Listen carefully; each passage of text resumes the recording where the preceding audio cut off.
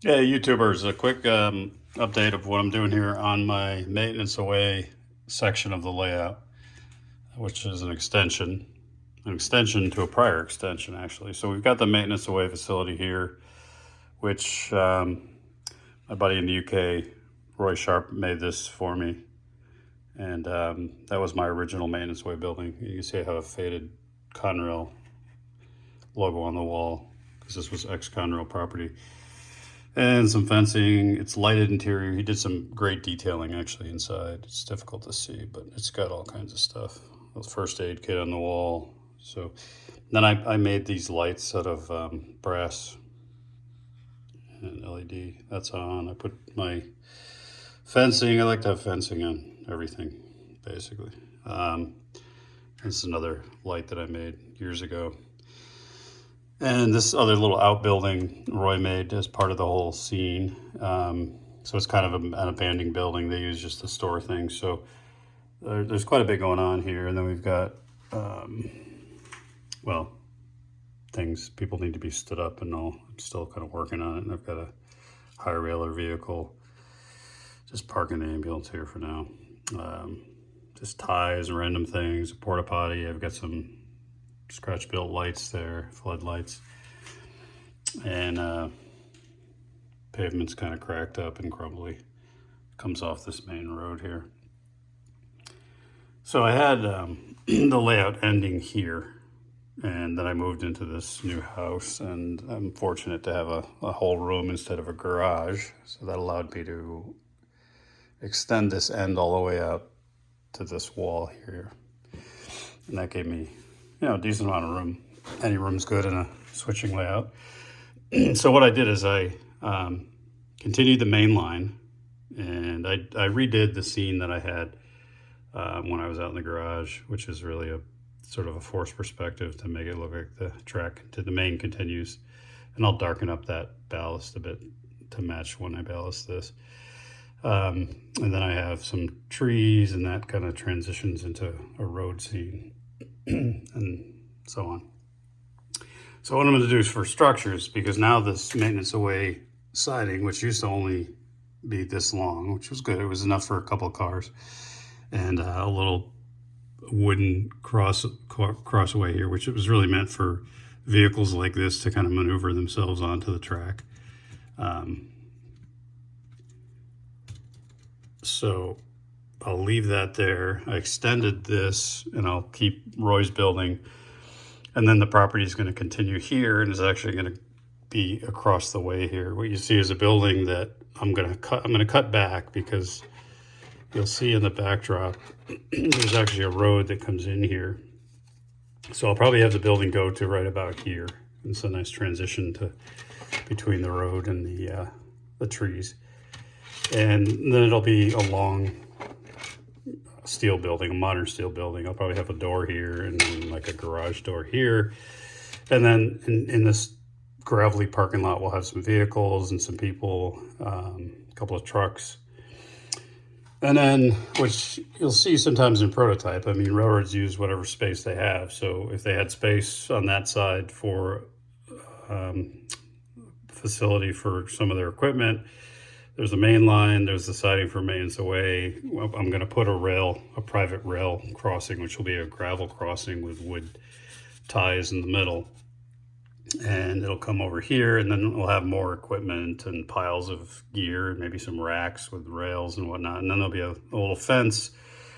And this is Blair Line Products. It's a wood kit. It's going to be a diner. The super detailed diner, these wood kits. I like to really make those bling with detail. That's kind of what I did over here with this taco truck. That was a wood kit from Interactive Hobbies up in Canada. And this is also one of the Interactive Hobby wooden kits from up in Canada. I mean, you really, in my opinion, you can get a lot more detail with these than you can even 3D printed or styrene. It's all laser cut, and in fairness, a lot of the parts that they give you, like the chairs and the book stacks, are 3D printed. So the detailing, water cooler back there, I added the LED lights, but the bulk of the structure is laser cut wood, and carefully painted and decaled. So that's a crew change office there, and again the taco truck is another wood kit, and then this will be my third wood kit. So right now, which looks pretty sparse, is ultimately going to look like, if I can find the box, here it is. Yeah, it's going to look like this-ish. So it'll be detailed inside. It'll be called the Yard Cafe, and it'll be illuminated. And I've got some street lamps that I'll put around it. So the road is going to continue here and then off into the backdrop with that forest perspective. And there'll be a cutoff that becomes a parking lot for this little cafe, which is kind of cool. There'll be that old crusty cafe next to the maintenance away facility off this main road here. And then here we'll have a lot of maintenance away activity, kind of continuing the scene with Roy's building. And then the way I'm going to deal with this crossway is railroad, they have private crossways, but they're obviously careful about protecting those so somebody doesn't come along and drive across. So what I've done, and I want to show you this today, is I've scratch built, and you've seen these probably in rail properties, these swing gates. Now it needs to be finished up a bit. I've got to sand the solder and get everything smooth and straight, and then I'll paint it like an aluminum, flat aluminum, add some rust to it, put a sign on there that says stop railroad property, and it's going to go here, and there'll be a hitch post that it connects to, and I'll probably put a little piece of chain. By the other side, I'll make another one, so we'll have two of them, and I'll just keep those closed, or maybe keep them open if there's trucks there, but that way it's clear that it's not a public crossing, and I won't have to have the signals or anything, because it's really just meant for the maintenance away and railroad crews to get across between this facility and this area over here. So that'll add a bit of realism, and I think the composition wise it'll be nice, because you've got this building which sort of transitions into the woods and the end of the layout, and then you've got a restaurant. I've got so many industries, it's nice to have an actual business. The taco truck's nice, but it'll be good to have a little restaurant as well. So let's go over the workbench here, and I'll show you how I made this. It took a while, to be honest, to figure out like how I had it in my mind. I just couldn't find one. And then there is, okay, Rigby, you 23-pound cat in my chair has to go. Come on, buddy. All right, you know what? I'll sit next to you. Here we go. So this is, it's all brass rod and tube. And I found there's a guy online that 3D prints something that looks similar to this. The 3D printing to me is just too brittle, and I don't like the level of detail. I know people are probably freaking out about that, but I'm not a big 3D printer. Okay, now he's on my desk. Come on, buddy. Move. Good cat, but a little needy. So, yeah, I didn't want to go the 3D printed route, and I couldn't find anything online. And anyway, like I find Walthers, if they make gates or fences, they're too clunky, real thick plastic. So this is about right, prototypical in terms of thickness of the poles. And I thought about a lot of ways to do this.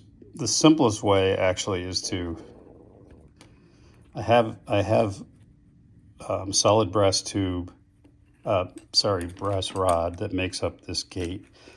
And let's just slide this out. And this is a very thin piece of brass tube. So I took a very thin drill and I drilled 2 holes and got these in there, and then that just made it stronger to solder. It's always hard to solder just ends of things to ends of other things. Solder tends to break, so I set them in those little holes and then I soldered them. Took a tiny piece, soldered that in there, soldered the end together there, and that's kind of how they're made. You'll have that angled piece at the bottom and a cross section to give that strength. And then what I do is I slide this whole assembly into wider diameter tube, so kind of the nesting tube set. I have this whole copper tube set. And as far as the solid rod, it's just, this stuff is from China, from Amazon.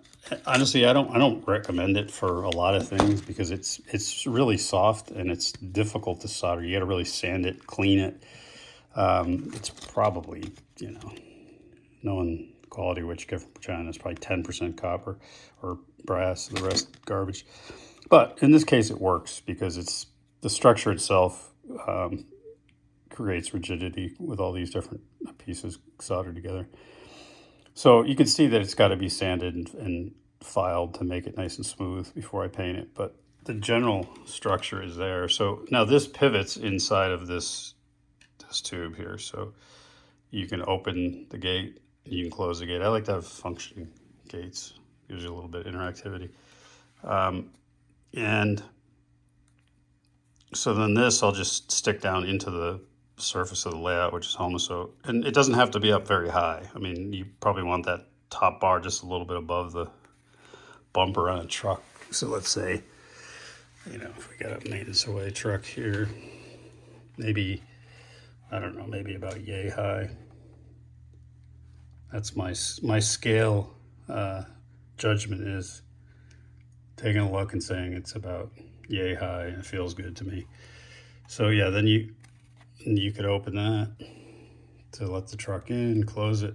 And then again, there'll be a hitch post here that it bumps against, and I'll put some chain to make it look like you can lock it.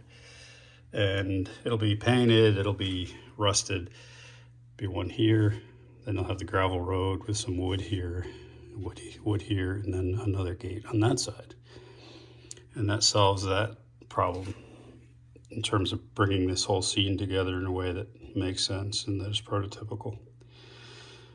So yeah, that's what I did. I just cut these pieces of brass rod, just kind of, I made like 2 or 3 prototypes. That's how I usually do these things. I kind of invent as I go.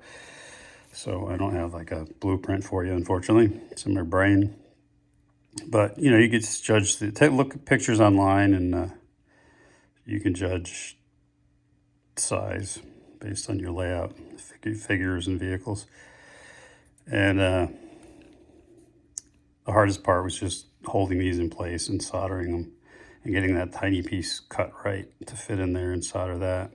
And then what's going to be even trickier is to make another one identical to this, but at least I've got a prototype to work off of to measure it. So I'm pretty happy with it. And it is square. Always like to check square. I mean, things in the real world get used and abused and bent, but you want the top of that gate to be straight, and the bottom one's going to be at an angle for support. So yeah, I think they call them road access gates, and you see them often protecting private railroad crossings. You can use other things too, like farm gates. Those kind of gates you see at like a Tractor Supply. But this is nice and simple. It doesn't take up a lot of space. And I felt like if I left an open crossing with just a railroad crossing sign, that wouldn't be realistic with a main line because the railroad wouldn't want that liability. So trying to keep it real but trying to keep it simple. Hopefully that's given you an idea for something you could try in your layout. Have a good weekend. Cheers.